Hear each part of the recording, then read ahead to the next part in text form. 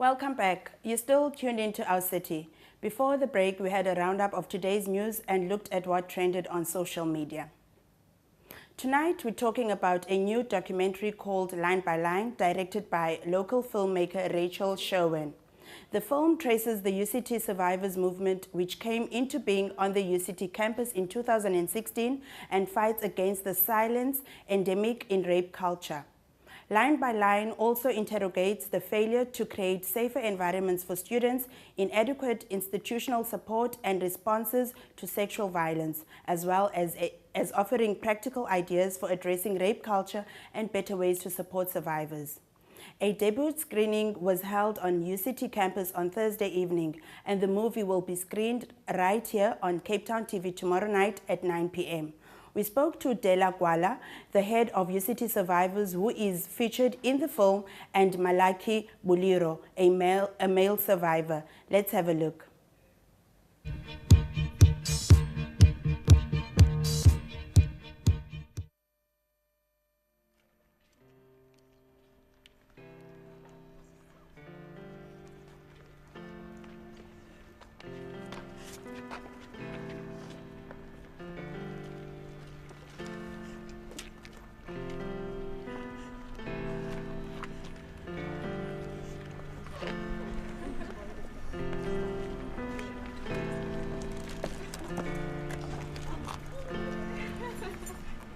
I was raped the year after my first graduation. Despite having a restraining order from the police, I'm still struggling to make sure that he's not signed up for the same tutorials and seminars as me. After you've been dehumanized, you get dehumanized again by the people who are supposed to help you. It's not really a thing you get over, it's just something you live with. We are tired. We cannot continue to brush things under a rug. UCT Survivors has made me want to fight for other people's stories, even if they don't get justice.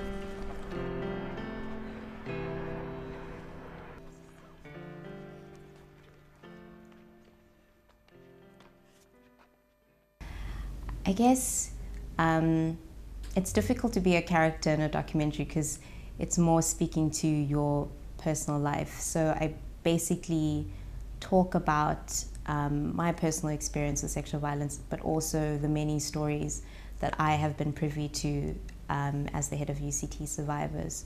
So UCT Survivors is a blog platform and sort of a means of mobilization. So I receive lots of stories via email, some anonymous, some people that I do know, of instances of sexual violence and how the institution hasn't dealt with them.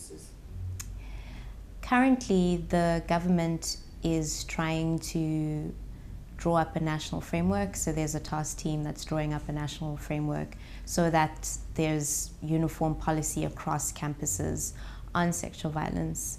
But the policy is very, very basic because it just tries to outline a foundation.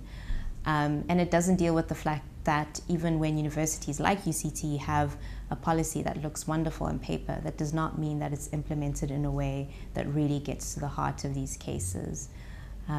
So right now, the big thing is moving beyond just what's written in the policy and ensuring that the people in charge of disciplining these cases, in charge of investigating these cases, in charge of bringing these cases forwards are actually doing what they're supposed to be doing, which is not the case on UCT campus and many other campuses across the country. Okay. Rape culture, if I were to define it, is the kind of violent and very pervasive culture that allows for sexual violence to be normalized within our society. And in that case, I mean the culture that tells women what to dress, the culture that kind of takes away the blame on men for cheating or sexual assault.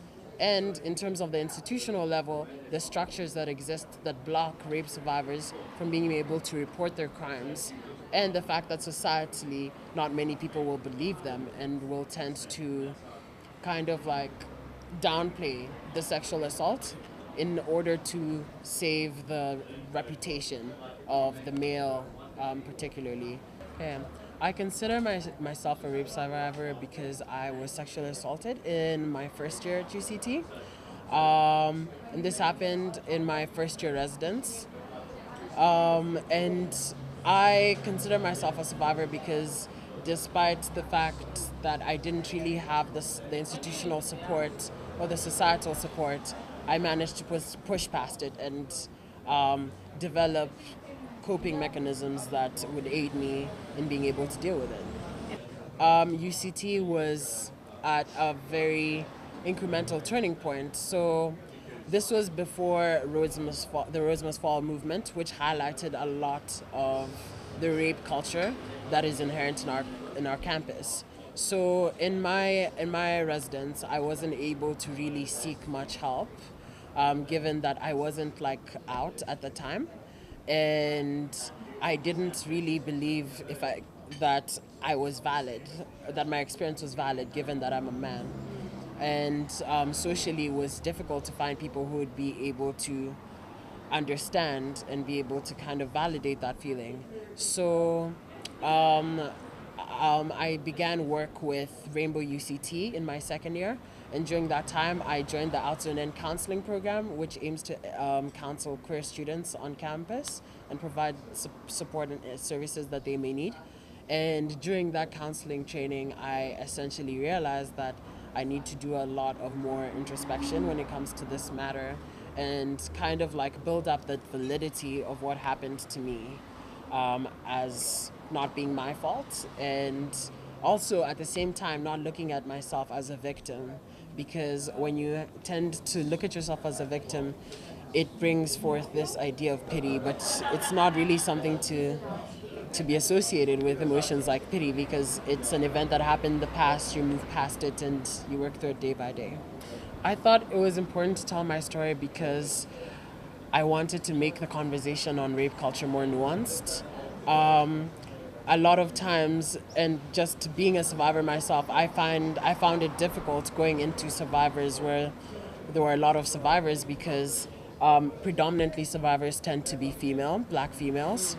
And I recognize that I am a black male, and in those survivor spaces, my very presence sometimes can be violent, and it can make the healing process difficult for other survivors. So I wanted to bring in the aspect of how rape culture can affect so many different genders and sexualities, and even though we're working towards kind of trying to look at rape culture in this institutional review, we need to make sure that the lens we look at it is not heteronormative and just biased towards the gender binary, so either male or females.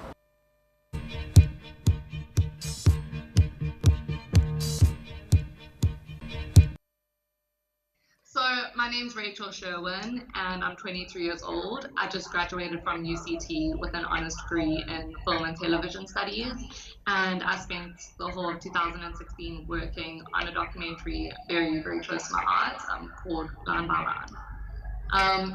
So basically 2016 was my last year of being a film student at UCT. So I knew it was my last year of being able to make the most of the resources I had available to me as a UCT film student.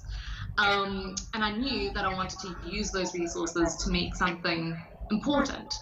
And I realized what that important thing was and what it had to be when the UCT survivors protests were taking place on campus, because I noticed this distinct difference in the media coverage between these protests and previous student movement protests, which were more focused on race and class, such as Rhodes Must Fall and Bees Must Fall. And it just made me more aware of how patriarchy was impacting the lives of survivors and their ability to be heard. And I guess, in a sense, making this documentary was the mindset of don't complain about others not doing anything if you aren't going to do anything either. So the response of UCT so far has been, okay, I'm going to start that one again. I'm happy to say so far there hasn't been any backlash from the university, but then again, we haven't gone very public with the documentary just yet, so I don't want to talk too soon. But so far, the media and film studies department at UCT has been nothing but really helpful and supportive. And what do you hope to achieve from the documentary?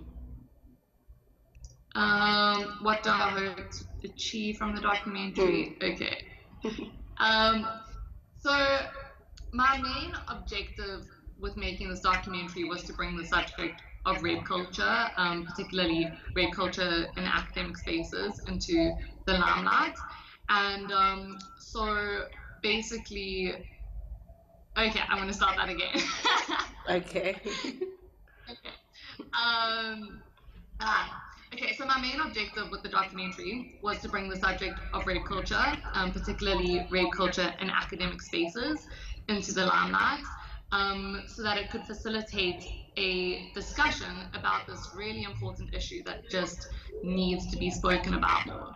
And if this documentary achieves that alone, then mission accomplished. I would do it all again in a heartbeat because I really feel like I've just changed and grown so much as a person for making this documentary, and I really feel like I've come out better for making it, and I really hope that others come out better for watching it. So there was a debut screening at UCT yesterday. What is the journey plan for the documentary after that? Okay, so okay, so basically the documentary has been screened at the Mzansi Women's Film Festival, and it's been screened at UCT, and the plan from here on out is to have it broadcast on Cape Town TV, and then it's going to be screened at the Red Bull Amafiko Film Festival in Johannesburg, so that will be screened alongside other locally produced films. And then I'm not so sure what's going to happen after that. I think we're going to have to wait and see. But ultimately, the film was made to be used as an educational tool by UCT survivors and other rights groups. And the social purpose behind the documentary means that it was made to be seen by as many people as possible. So the plan is to eventually put it online so that it's easily accessible to the public. Okay, regarding the documentary, is there anything else you would like to say as the director? Yes. Okay. So I just want to really urge people to watch this film because every single one of us is responsible for perpetuating and sustaining rape culture. And until we put ourselves in positions to be educated on the subject, nothing is going to change. And only once ignorance on rape culture is no longer tolerated will sexual violence not be tolerated either. Yeah. Thank you so much, Rachel. Wanted to add.